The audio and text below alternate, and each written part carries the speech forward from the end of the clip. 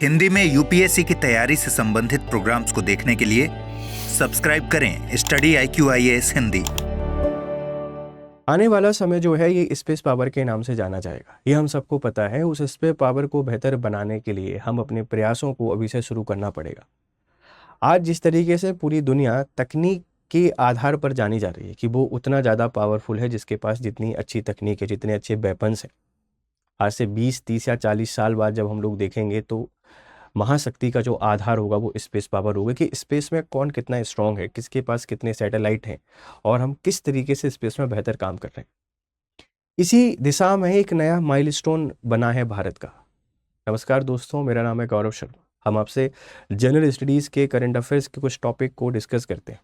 ये सिर्फ करंट के टॉपिक नहीं है, इनके सारे डिमेंशन आपसे डिस्कस किए जाते हैं कि पेपर में आप इनको किस तरीके यूज़ कर सकते हैं। आज का जो टॉपिक है पेपर 3 साइंस एंड टेक के लिए बहुत इंपॉर्टेंट है। इसरो और उससे रिलेटेड जितने भी टॉपिक रहेंगे वहाँ आप इसको यूज़ कर पाएंगे। एक नया स्पेस पोर्ट बनाया गया है जिसको हम लोग कुलशेखरी पट्टनम के नाम से जान रहे हैं। कुलशेखर पट्टिनम एक नया स्पेस पोर्ट है। कहाँ पर है, ये क्यों बनाया गया है, सारी कहानी को समझने की कोशिश करते हैं। न्यूज़ आपके सामने ये है कि इसरो ने बताया है कि तमिलनाडु के तूतीकोरिन जिले के कुलशेखर पट्टिनम में बन रहा है नया प्रक्षेपण केंद्र। दिसंबर 2026 तक तैयार होकर पूरी तरह संचालित हो जाएगा। तो यहाँ से अगर हम प्रीलिम्स एग्जाम के पॉइंट ऑफ व्यू की बात करें, यहाँ से 2-3 क्वेश्चन जो आपके बन सकते हैं बड़े सिंपल से कि ये कब से काम करना शुरू करेगा। दिसंबर 2026 से उससे काम करना शुरू करेगा। ये कहाँ बन रहा है, तो तमिलनाडु में। याद रखिएगा, तमिलनाडु के तूतीकोरिन जिले के जगह का नाम क्या है, कुलशेखर पट्टिनम। कुलशेखर पट्टिनम चर्चा में है, ऐसा भी करके पूछा जा सकता है क्यों चर्चा में, वाई इज इन न्यूज़। आप देख लीजिए इस तरीके से ये बन रहा है। यह एक लॉन्च सेंटर होगा, यहाँ से इसरो के द्वारा अपने सैटेलाइट को लॉन्च किया जाएगा और इसको बनाने का बड़ा सिंपल सा पर्पज़ है।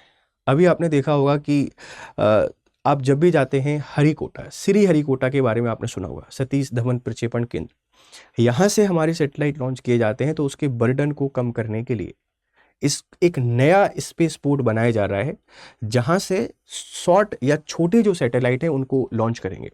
ऐसा भी बोला गया है कि स्पेस में प्राइवेट सेक्टर का जो इन्वॉल्वमेंट है उसको बेहतर बनाने के लिए जो छोटे छोटे सैटेलाइट बनाए जाएंगे उनको यहाँ से लॉन्च किया जाएगा।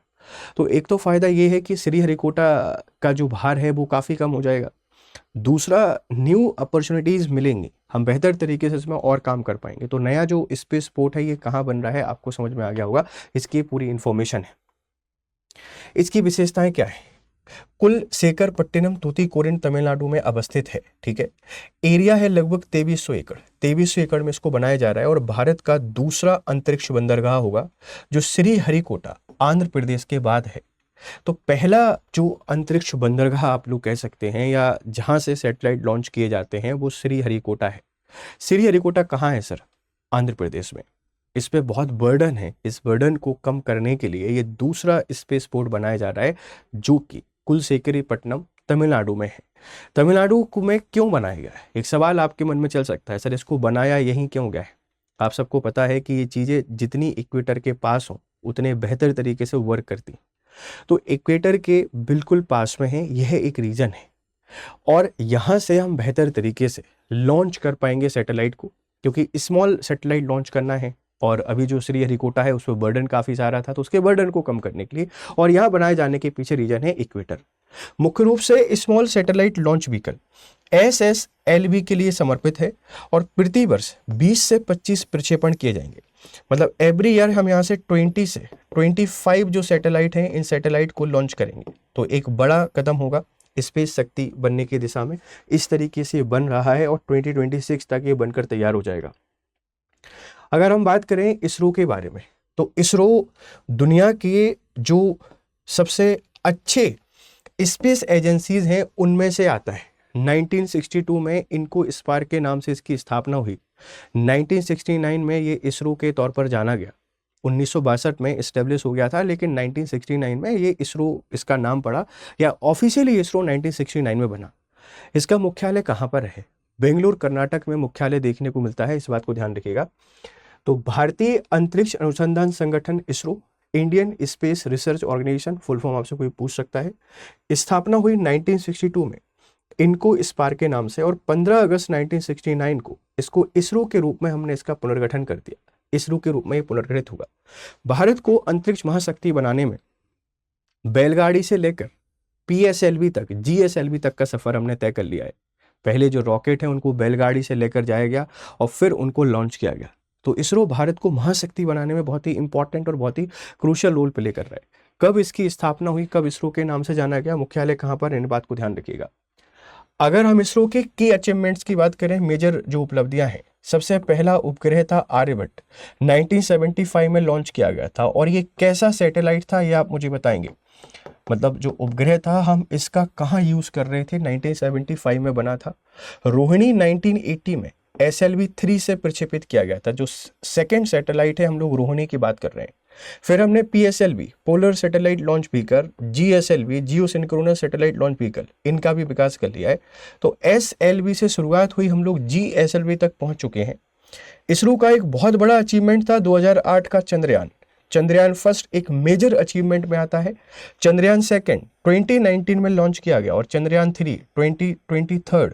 तो 3 मून मिशन स्पेस लॉन्च कर चुका है, 2008, 2019 और 2023। चंद्रयान 1, चंद्रयान 2 और चंद्रयान 3। कब इनको लॉन्च किया गया ध्यान रखिएगा। आर्यभट्ट पहला जो सैटेलाइट था, उसके बाद हम लोग यहाँ तक आ चुके हैं।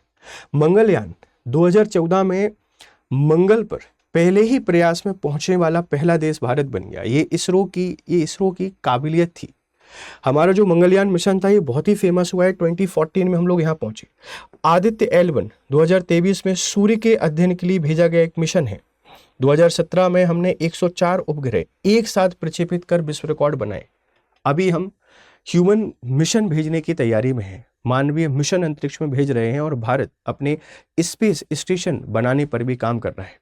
इसरो उन संस्थानों में से आता है जो भारत को महाशक्ति बनाने में बहुत ही इंपॉर्टेंट और क्रूशियल रोल प्ले कर रहे हैं। ये जो टॉपिक है आप इसको साइंस एंड टेक में यूज कर पाएंगे। अब हम आपसे बात करते हैं कि जो नया स्पेस पोर्ट बन रहा है इसकी यूटिलिटी क्या है। देखो, अंतरिक्ष के विकास में तो बहुत हेल्प करेगा ही करेगा। इसके कारण इकोनॉमिक एंड सोशल डेवलपमेंट भी हमको देखने को मिलेगा। वहाँ की इकोनॉमी बूस्ट होगी, लोगों को एम्प्लॉयमेंट मिलेगा। हम उसी के पास में एक प्रोडक्शन यूनिट भी स्टार्ट करने वाले हैं। तो ढेर सारे इसके फ़ायदे हैं। ये आर्टिकल आपको कैसे लगते हैं हमको ज़रूर बताया करें और आपके सुझाव हमेशा आमंत्रित हैं। आपको लगता है कुछ सुधार करना है तो बिल्कुल हम सुधार करने के लिए भी तैयार हैं। तो पेपर 3 साइंस एंड टेक में आप इसको यूज़ कीजिए और बेहतर तरीके से पढ़ाई कीजिए। फिर आपसे मिलते हैं। Thank you very much. Hindi में UPSC की तैयारी से संबंधित प्रोग्राम्स को देखने के लिए सब्सक्राइब करें स्टडी IQ IAS हिंदी।